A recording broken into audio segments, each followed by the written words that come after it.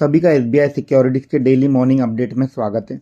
आज हम हमारे डेली पॉडकास्ट में कवर करेंगे कल इंडियन मार्केट और ग्लोबल मार्केट में क्या हुआ, ऐसे कौन सी न्यूज़ है और जो क्वार्टर टू के नतीजे जो हमारे रडार पे होना चाहिए, और ट्रेडिंग और investment strategy for the day.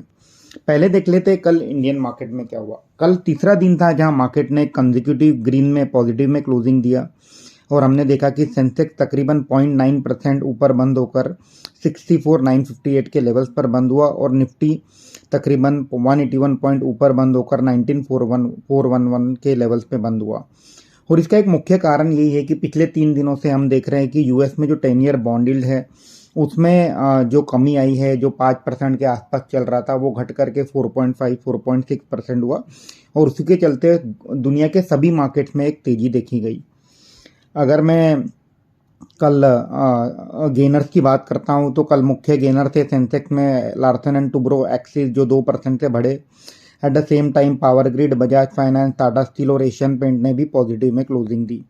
अगर हम सेक्टर की बात करते हैं तो कल हमने देखा Nifty realty, metal, pharma, health care, oil and gas, bank, auto, financial services, IT, ये सब तकरीबन 0.5 से 1% के रेंज में पॉजिटिव बंद हुए। निफ्टी मिड कैप 100 भी कल 0.9% और निफ्टी स्मॉल कैप 100 तकरीबन 1.4% ऊपर बंद हुआ। अब मार्केट ब्रेड्थ की बात कर लेते हैं। मार्केट ब्रेड्थ हमने देखा कि कल बुल्स के फेवर में था। तकरीबन 2,451 स्टॉक पॉजिटिव में बंद हुए और उसके सामने 1,335 स्टॉक निगेटिव में बंद हुए। तो क्लियरली दर्शाता है कि जो कल की रैली थी ब्रॉड बेस रैली थी।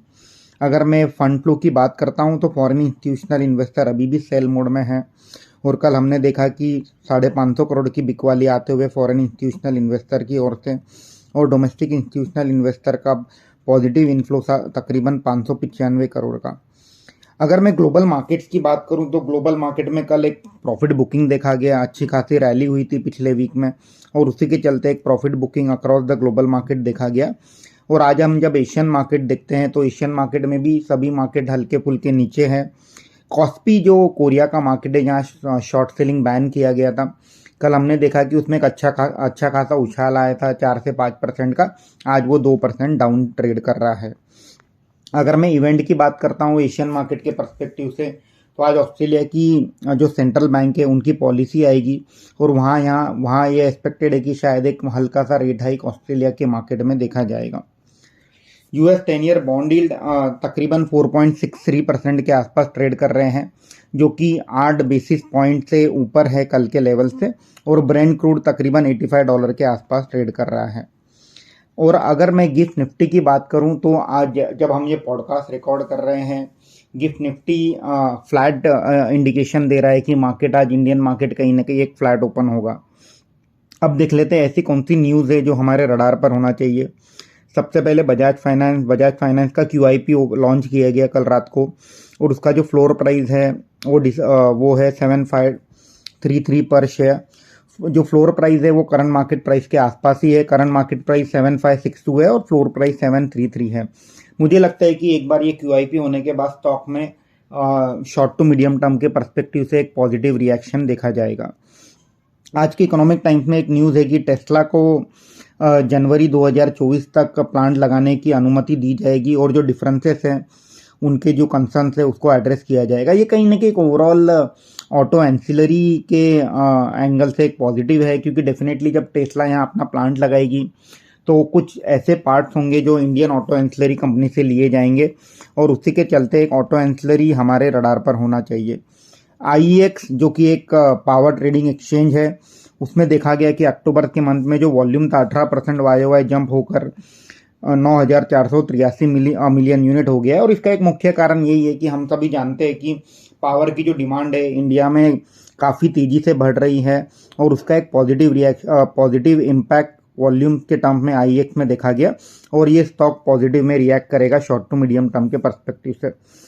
कंस्ट्रक्शन इक्विपमेंट सेल्स के आंकड़े आए कल और ये पता चला है कि अक्टूबर महीने में 31% से कंस्ट्रक्शन इक्विपमेंट की जो सेल से बढ़ करके 30,078 यूनिट हो गई है। इसका एक पॉजिटिव रिएक्शन हम जो कंस्ट्रक्शन इक्विपमेंट बनाने वाली कंपनी थे जैसी एस और एस्कॉर्ट पे देखेंगे। अब बात कर लेते हैं IPO की।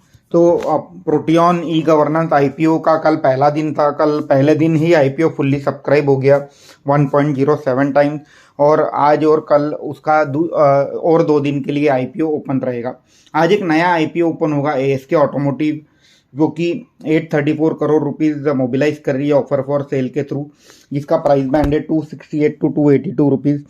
और कंपनी ने ऑलरेडी 250 करोड़ एंकर इन्वेस्टर से मोबिलाइज कर लिए हैं। हमारी आप सभी से राय रहेगी कि एएसके ऑटोमोटिव में आप के आईपीओ में आप अप्लाई कर सकते हैं। काफ़ी अच्छी कंपनी है और काफ़ी अच्छा इंटरेस्ट एंकर इन्वेस्टर की ओर से देखा गया है। प्रोटियन ई गवर्नेंस भी काफ़ी अच्छा आईपीओ है। इसकी एक डिटेल्ड आईपीओ नोट हमने कल रिलीज़ करी थी, और ये जो आईपीओ नोट है टेलीग्राम चैनल पर अवेलेबल है। At the same time SBI securities के वेबसाइट पर भी अवेलेबल है।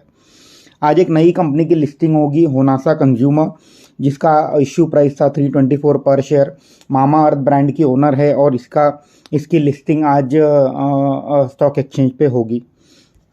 अगर मैं इनसाइडर ट्रेड की बात करता हूं तो कल हमने देखा कि Venus pipe, Westlife food world और चॉइस इंटरनेशनल में प्रमोटर की बाइंग देखी गई। अब बात कर लेते हैं नतीजों की। ऐसे कौन से नतीजे आए जो हमारे रडार पर होना चाहिए। सबसे पहले भारत फोर्ज, काफ़ी स्ट्रॉन्ग सेट ऑफ नंबर्स आए। हमने देखा कि रेवेन्यू 3774 करोड़ दर्ज किया कंपनी ने सितंबर क्वार्टर में, अगेंस्ट 3076 करोड़। प्रॉफिट 214 करोड़ का दर्ज किया 141 करोड़ के सामने। और at the same time company की जो ऑर्डर बुक है डिफेंस सेगमेंट में काफ़ी अच्छी रही है। एक्सपोर्ट बिजनेस काफ़ी अच्छा कर रहा है। और कल हमने देखा कि भारत फोर्ज जो है 52 वीक हाई एक अपना लेवल दर्ज किया स्टॉक ने, और इसमें एक पॉजिटिव रिएक्शन हमें देखने मिलेगा शॉर्ट टू मीडियम टर्म के परस्पेक्टिव से। मैक्स हेल्थ केयर काफ़ी अच्छे नतीजे डिक्लेयर किए कंपनी ने। प्रॉफिट 26% से बढ़कर 388 करोड़ देखा गया। At the same time real estate player है जैसे कोल्टे पाटिल, मान इंफ्रा, मैराथन, नेक्सजेन, शोभा, ये सभी कंपनियों ने काफ़ी अच्छी अपनी लॉन्च पाइपलाइन डिक्लेयर करी है।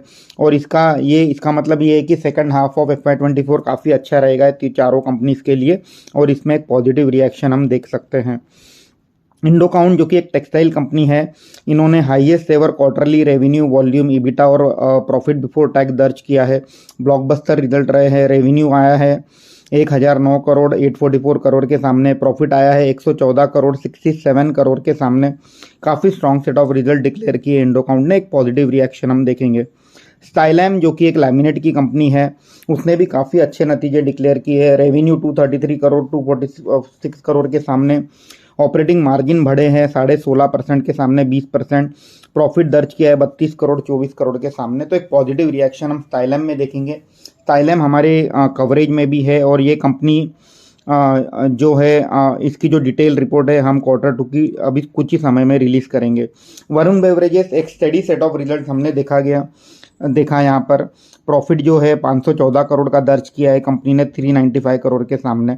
तो वरुण बेवरेज एक पोर्टफोलियो स्टॉक है, इसे हर डिप पे पोर्टफोलियो में ऐड करना चाहिए। मुझे लगता है कि ये जो कंपनी है एवरेज में 12 से 15% रिटर्न, केगर रिटर्न आराम से जनरेट कर सकती है। जमुना ऑटो, जो कि एक ऑटो एंसिलरी कंपनी है, काफ़ी अच्छे नतीजे डिक्लेयर किए कंपनी ने। प्रॉफिट है 50 करोड़ का प्रॉफिट दर्ज किया है कंपनी ने 37 करोड़ के सामने। एक पॉजिटिव रिएक्शन हम जमुना ऑटो में देखेंगे।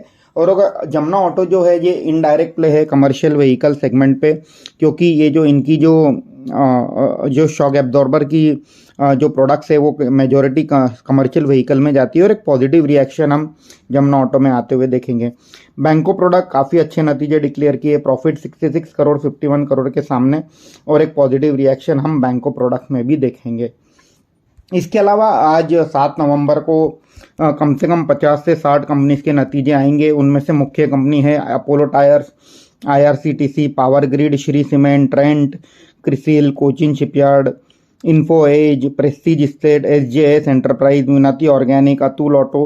काफ़ी लंबी लिस्ट है। ये जो पूरी लिस्ट है रिजल्ट्स की हमने हमारी जो मॉर्निंग अपडेट जो रिपोर्ट होती है उसमें कवर की है, और ये रिपोर्ट आपको SBI सिक्योरिटीज़ के वेबसाइट पर मिलेगी और टेलीग्राम चैनल पर भी मिलेगी।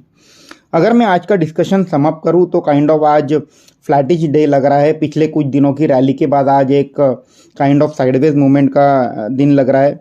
मार्केट जो स्टॉक स्पेसिफिक रिजल्ट्स है, स्टॉक स्पेसिफिक एक्शन है, वो जारी रहेगा मार्केट में।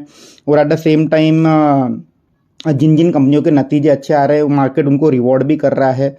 तो जो मेरी आपसे यही रिक्वेस्ट रहेगी कि जो जो कंपनी के नतीजे आ रहे हैं उन्हें ट्रैक करें। हम भी हमारे डेली मॉर्निंग पॉडकास्ट में अलग अलग मैसेजेस के थ्रू टेलीग्राम में हम ये हमारे नतीजे कवर करते हैं। नतीजे के अनुसार अपनी पोजीशन बनाएं। आज के लिए इतना ही। धन्यवाद। आपका दिन मंगलमय हो। Investment in securities market are subject to market risks.